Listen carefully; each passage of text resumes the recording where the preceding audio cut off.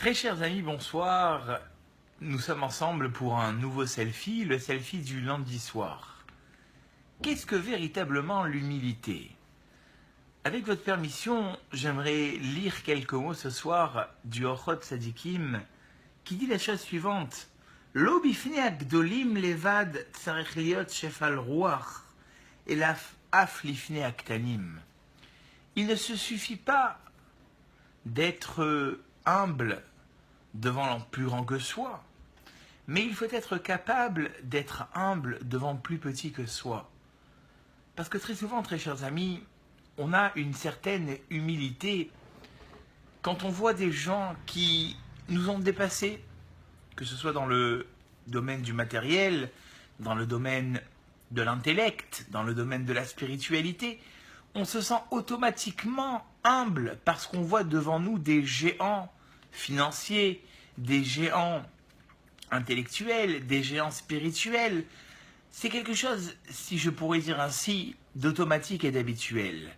Ce que dit ce soir le Orchot Tzadikim, très chers amis, eh bien, c'est d'être capable de se sentir petit, même quand on est plus grand que la personne qui est en soi, qui est devant nous, excusez-moi. Et ça implique beaucoup de domaines. Le domaine qui me vient à l'esprit, puisqu'il me tient à cœur, dans le domaine de l'éducation. Vous êtes assis, ce soir peut-être encore, avec vos enfants.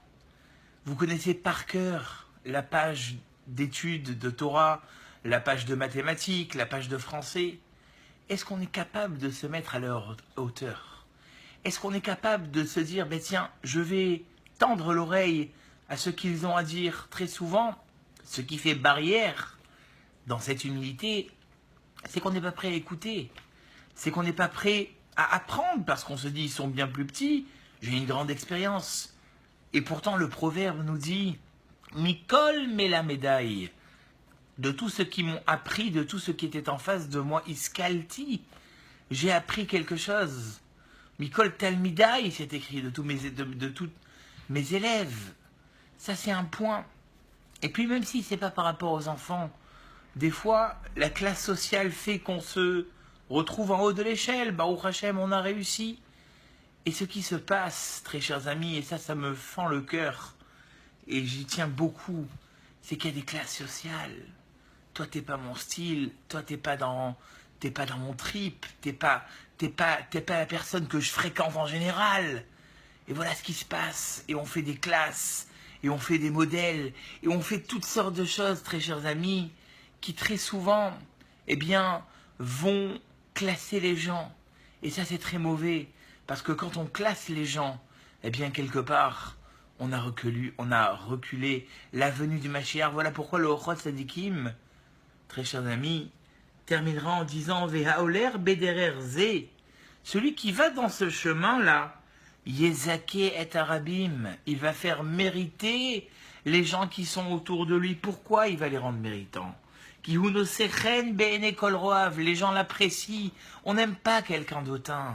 On n'aime pas quelqu'un qui a si je pourrais dire ça, un orgueil sans mesure.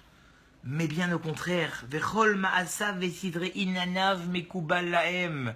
Et tout ce qu'il fait est apprécié, Vetamid hem meshaprimoto. Et tout le monde est prêt à le louer. Vous savez, très chers amis, je l'ai maintes et maintes fois répété, les plus grandes personnes, ceux qui auraient tellement à vendre, c'est ceux qui se montrent le moins. Quand on se montre, quand on veut faire savoir devant tout le monde qui on est, excusez-moi du terme, c'est que dedans il n'y a rien.